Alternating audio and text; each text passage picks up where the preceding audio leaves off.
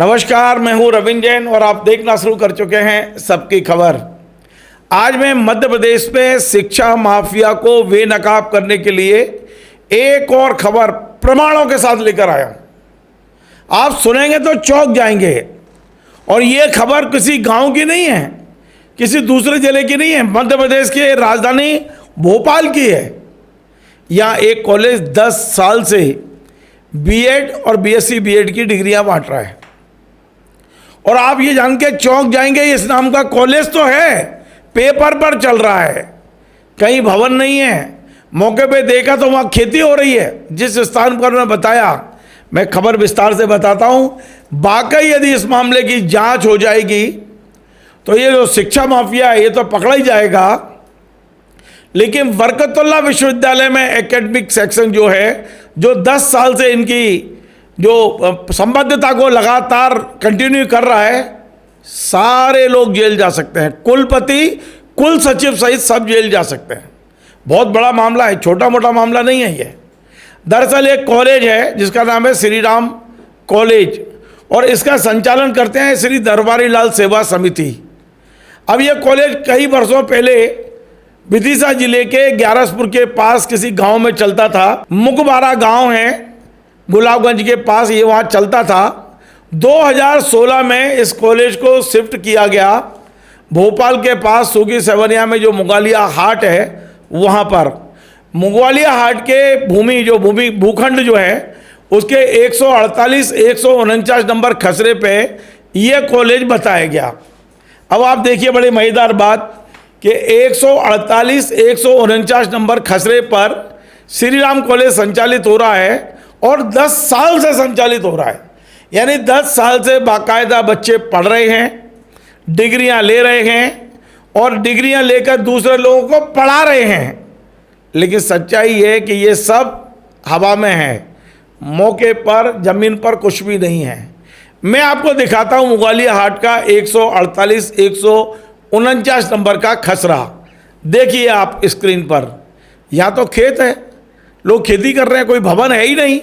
और जब भवन नहीं है तो ये कॉलेज चल कहाँ रहा है। अब आप कहेंगे कि हो सकता है आपसे कुछ गलती हुई हो, तो अब मैं आपको प्रमाण दिखाता हूँ। दरअसल एक सामाजिक कार्यकर्ता हैं भगवान सिंह राजपूत, उन्होंने बरकतुल्लाह विश्वविद्यालय, उच्च शिक्षा मंत्री सहित तमाम जगह शिकायतें की, ईओडब्ल्यू में भी शिकायत की। और इसकी भनक जब कुलपति बरकतुल्लाह विश्वविद्यालय को लगी, कुल सचिव को, तो उन्होंने 3 लोगों की एक जांच कमेटी गठित कर दी। इस जांच कमेटी में थे प्रोफेसर अनिल सेवानी, अग्रणी महाविद्यालय भोपाल, डॉक्टर अभिलाषा भावसार, बरकतुल्लाह विश्वविद्यालय भोपाल, और डॉक्टर रत्नमाला आर्या, RIES भोपाल। इन तीनों से कहा गया कि आप औचक निरीक्षण करिए और पता लगाइए कि इस जगह पे कॉलेज है या नहीं। अब आप देखिए कि उनकी ये रिपोर्ट मेरे हाथ में है। ये जो जांच कमेटी में अनिल सेवानी जी की ये जांच रिपोर्ट मेरे हाथ में है, और इन्होंने साफ साफ अपनी रिपोर्ट में कहा है, भौतिक निरीक्षण में कॉलेज भवन निर्धारित पते पर नहीं पाया गया, अतः जानकारी बिंदु लागू नहीं। ये देखिए, ये लिखा हुआ है कि मौके पे कॉलेज है ही नहीं। अब इन्होंने ये भी लिखा है अपनी रिपोर्ट में कि उसके आसपास जो दूसरे खसरे हैं, जिनका खसरा नंबर 150 है, वहाँ 3 भवन इनको दिखाई दिए हैं, वो भी इस कॉलेज से संबंधित नहीं है। लेकिन रिपोर्ट में लिखा है कि पहला भवन पूरी तरह बंद है, भवन में पिछले कई वर्षों से कोई गतिविधि नहीं हुई है, ताला लगा है, एक पुराना सा भवन दिखाई दिया। दूसरा भवन था मिलेनियम ग्रुप का और बोर्ड द्वार पर लगा था, कुछ लोग वहाँ काम कर रहे थे। जानकारी प्राप्त हुई मिलेनियम ग्रुप के कर्मचारी हैं तथा संस्था के इंजीनियरिंग फार्मेसी विभाग के निर्देशक के पालन में वहाँ उपस्थित थे, तो ये भी इस संस्था का नहीं था। और तीसरा तृतीय भवन था निर्माणाधीन अवस्था में, कोई बिल्डिंग बन रही है वहाँ पर और वहाँ पर काम चल रहा था। यानी कॉलेज तो 148-149 में नहीं था, और तो और वहाँ कुछ नहीं मिला है।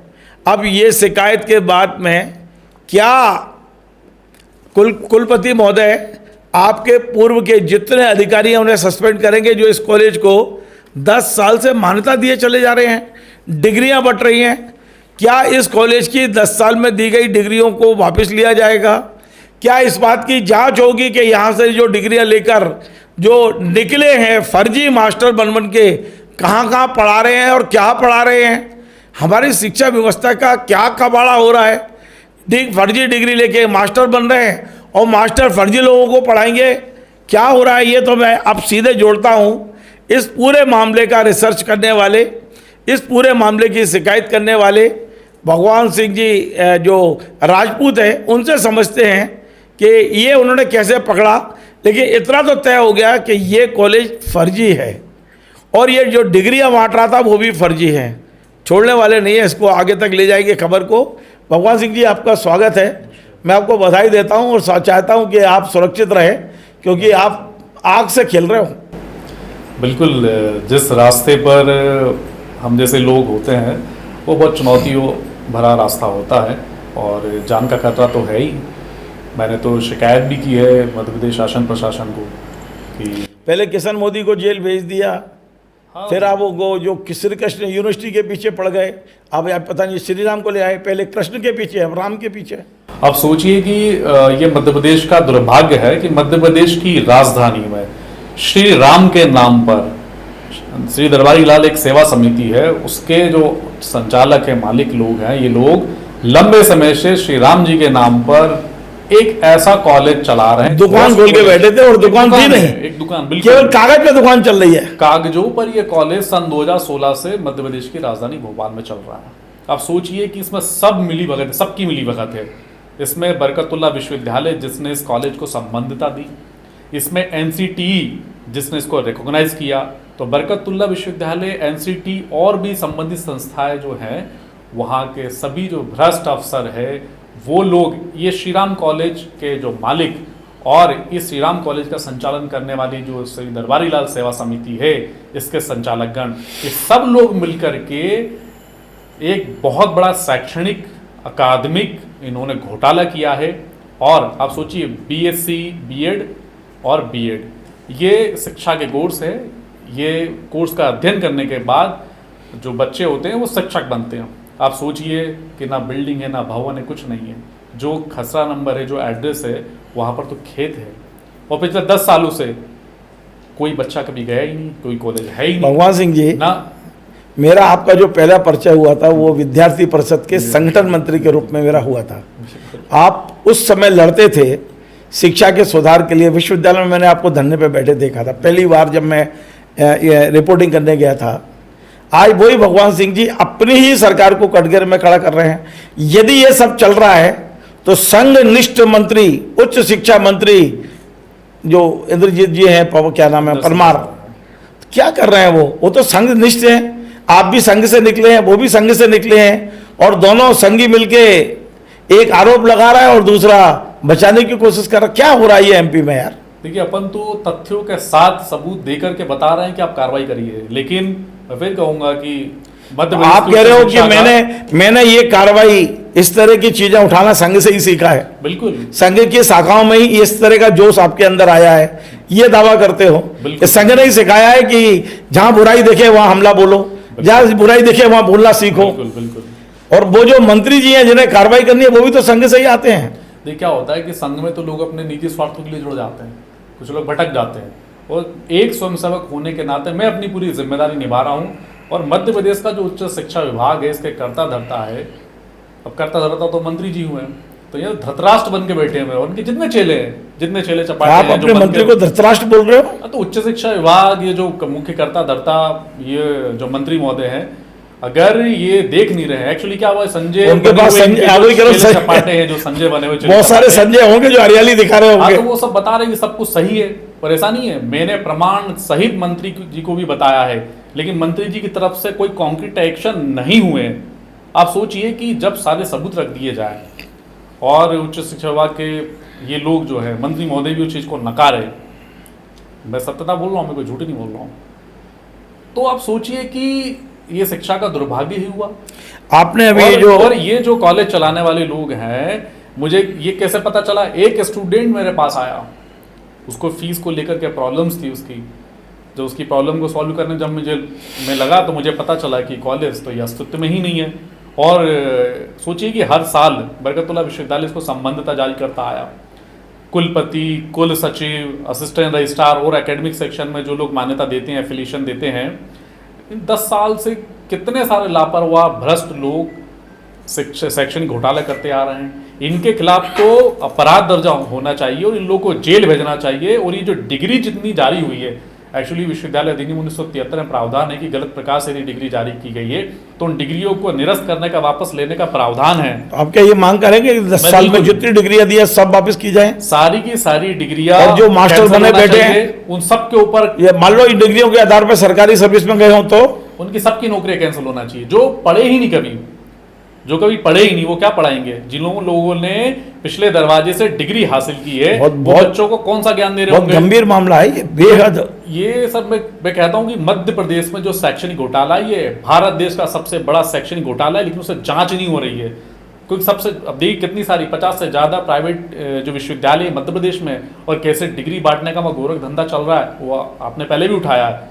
तो मध्य प्रदेश का बहुत बड़ा शैक्षणिक घोटाला है जो उजागर। आज आपने यूडब्ल्यू में ये कागज दिए? हाँ, मैंने यूडब्ल्यू में मार्च में इसकी शिकायत की थी। ये जो जांच रिपोर्ट भी पहुंचा दी?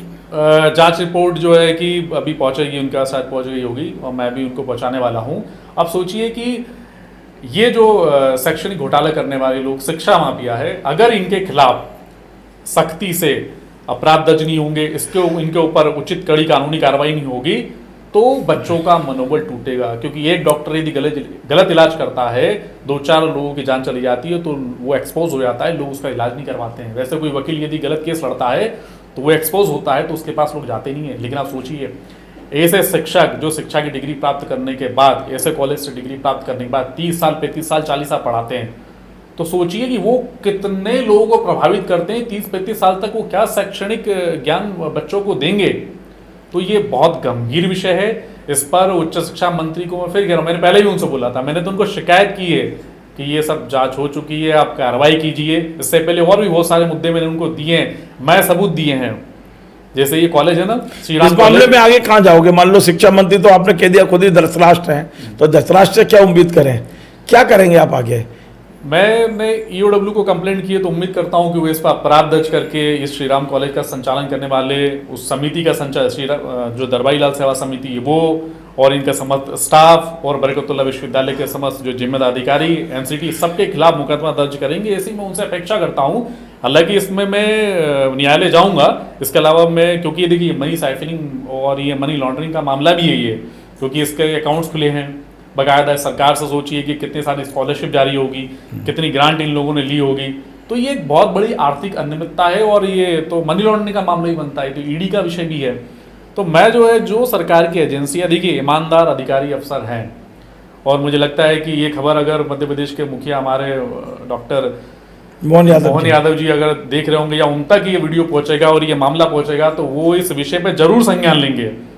अगर उनसे पहुंचेगा तो वो मेरे सारे वीडियो देखते हैं लगभग। तो उम्मीद है, और देखिए कि सब कुछ भ्रष्ट नहीं है, अच्छे लोग बैठे हैं, अच्छे ईमानदार अधिकारी हैं, और मतलब जब तक सांस है तब तक आस है। हाँ, जब तक सांस है तब तक आस है। क्योंकि देखिए मध्य प्रदेश में तो एक निजी विश्वविद्यालय जिसकी बिल्डिंग भवन कुछ था ही नहीं, वो मध्य प्रदेश निजी विश्वविद्यालय आयोग ने फर्जी निरीक्षण कर दिया था। और अब देखिए श्रीराम कॉलेज, चलिए बहुत सारे विषय ऐसे। चलिए, बहुत बहुत धन्यवाद। देखिए बेहद गंभीर मामला है, और अब डॉक्टर मोहन यादव जी और उनकी सरकार को देखना चाहिए कि फर्जी कॉलेज में फर्जी डिग्री लेकर, फर्जी टीचर बनकर अब फर्जी बच्चों को पढ़ाना, ये हमारी शिक्षा व्यवस्था को पूरी तरह खोखला करना है।